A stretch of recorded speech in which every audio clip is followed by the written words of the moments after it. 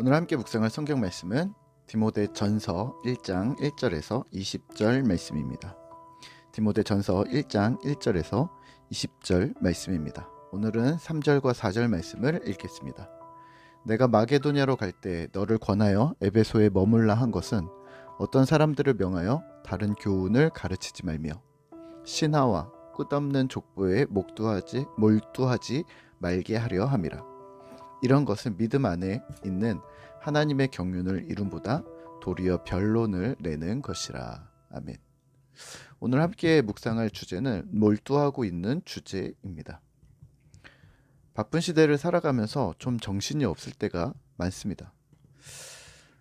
바쁘기도 하고 바쁘게 살아가는 주변 사람들의 영향을 받기도 하는데요.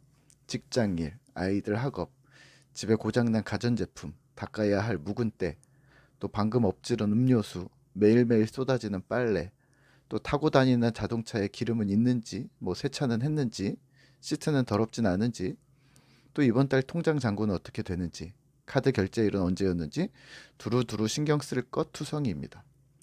여기서 내 관심사도 빠질 수 없습니다.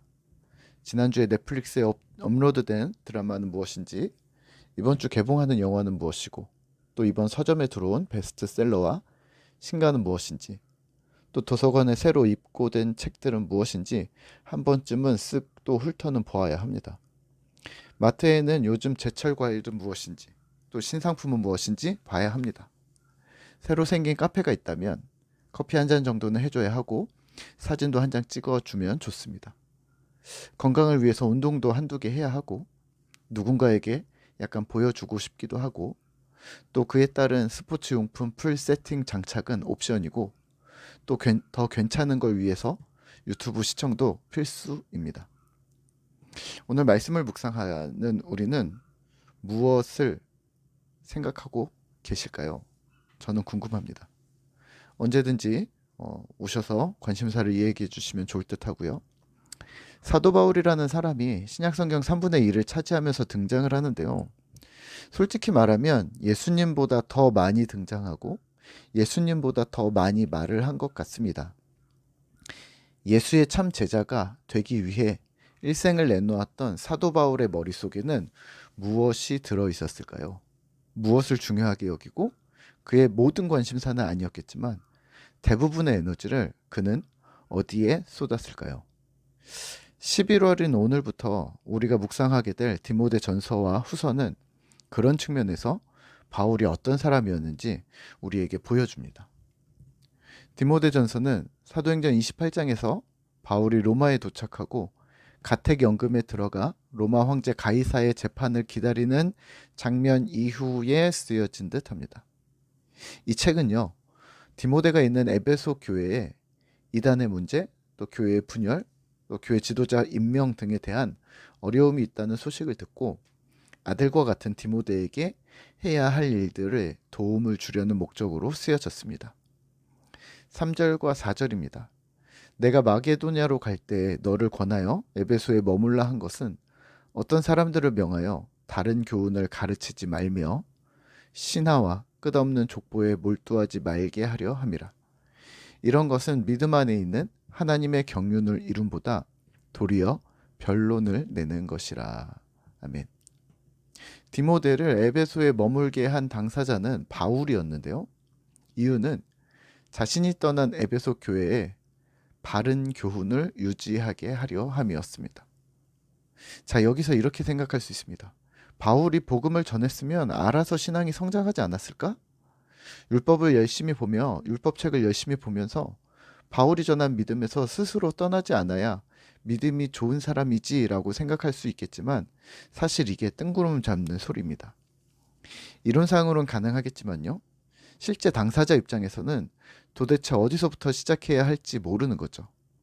그러다 보면 어떻게 되냐면 바울이 우려한 것 같이 다른 교훈을 가르치게 되거나 신하와 끝없는 족보에 몰두하게 될 수 있습니다. 다른 교훈은 무엇일까요? 성경적이지 않은 비복음적이거나 유사한 듯 보이지만 세속적인 가르침들입니다. 예를 들어 예수 말고도 구원이 있다는 이단적인 가르침은 당연히 포함되고요. 기독교인도 권력이 있어야 한다. 돈이 있어야 하고 강해야 한다. 그래서 세속적인 방법도 좀 써야 하고 비리와 이기심에 노출되는 것은 어쩔 수 없다라고 가르칩니다. 맞는 듯하지만 바울이 말한 다른 교훈입니다. 비기독교적이거나 세속적인 가르침은 사실 복음이 아닙니다. 더불어 신화와 끝없는 족보는 무엇이냐면 그리스 로마 신화와 같은 전설, 꾸며낸 이야기들 또는 도시와 국가의 기원 설화도 포함될 수 있는데요. 그런 건 건국 신화나 마을에 하나씩쯤 있는 도깨비 이야기들을 우리가 많이 접하셨을 듯합니다. 끝없는 족보는요. 당시 유대교에서 신자가 된 그리스도인들이 우리말로 하면 성경의 외경, 주빌리서와 같은 외경과 같은 것들을 보는 게 유행이었다고 하는데요. 비복음적인 주제들에 몰두해 있었습니다. 이런 거죠.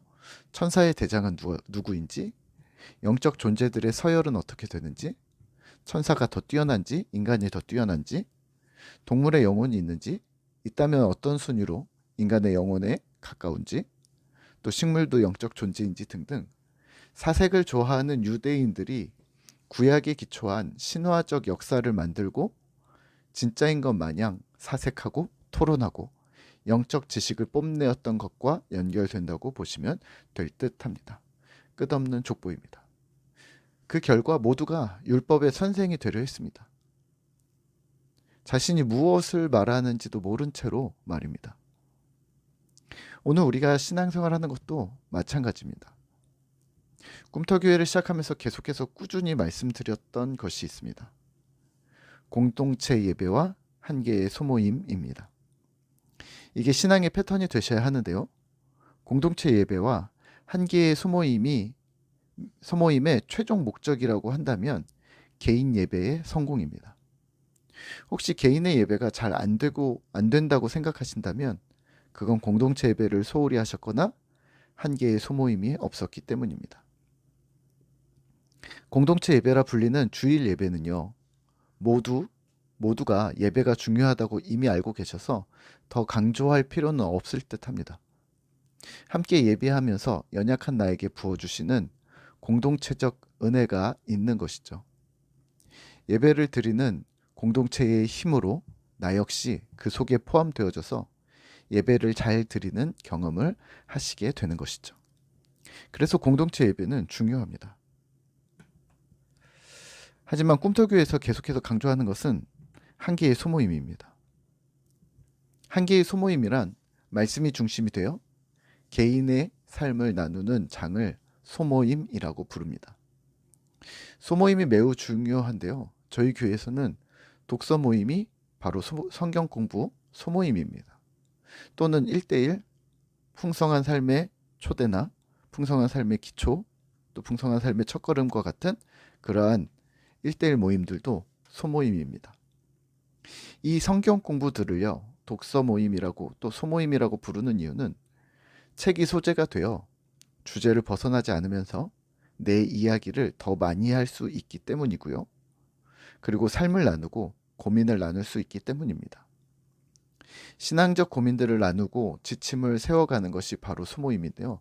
예를 들면 바로 이렇습니다. 개인의 예배를 어떻게 드려야 하는지, 나의 신앙을 세우는 것과 자녀들, 또 가족들의 믿음을 어떻게 세울 것인지. 그러면 개인의 신앙만 잘 세우면, 그래서 천국만 가면 좋은 신앙인인가? 그게 아니라면 공동체에서 나는 어떤 위치에 있고 나는 어떤 역할을 감당하며 진실한 공동체가 될 수 있는지, 또 삶의 영역에서 개인의 삶이 예배가 되는 체험을 어떻게 할 수 있는지, 구체적인 전략은 무엇인지, 또 개인의 삶이 복음 전도와 연관이 있는지, 이 시대에 나는 어떻게 복음 전달자가 될 수 있는지를 구체적으로 고민하고 서로 피드백을 나누는 시간이 되는 것이죠. 바울은 복음이 중요하다고 말합니다. 괴수였던 자신이 전도자가 된 자신이 경험한 은혜가 바로 복음이라는 것인데요. 이 원칙을 이미 우리는 잘 알고 있습니다. 그러면 실제 오늘 나는 어떻게 살지? 라는 고민을 바울에게 투영시켜서 해야 하는 것이죠. 그게 소모임에서 가능했고 1대1에서 가능했고 여전히 가능합니다. 오늘 나는 무엇에 몰두하고 계신가요? 그 몰두하는 고민이 과연 허탄한 신화와 끝없는 족보는 아닌지, 혹은 다른 가르침의 영역에 속하는 것은 아닌지 함께 살펴보실 수 있어야 합니다. 스스로 무엇을 말하는지, 무엇을 생각하는지 잘 판단하고 있다고 자만하지 마시고 공동체의 다양한 시각을 통해 도움을 받으셔야 합니다. 그러면서 신앙이 자라고 튼튼해지고, 그러면서 홀로 서기도 되고, 또 공동체 구성원들이 그 과정을 본받는 좋은 모델이 되시기도 합니다. 힘을 내시죠.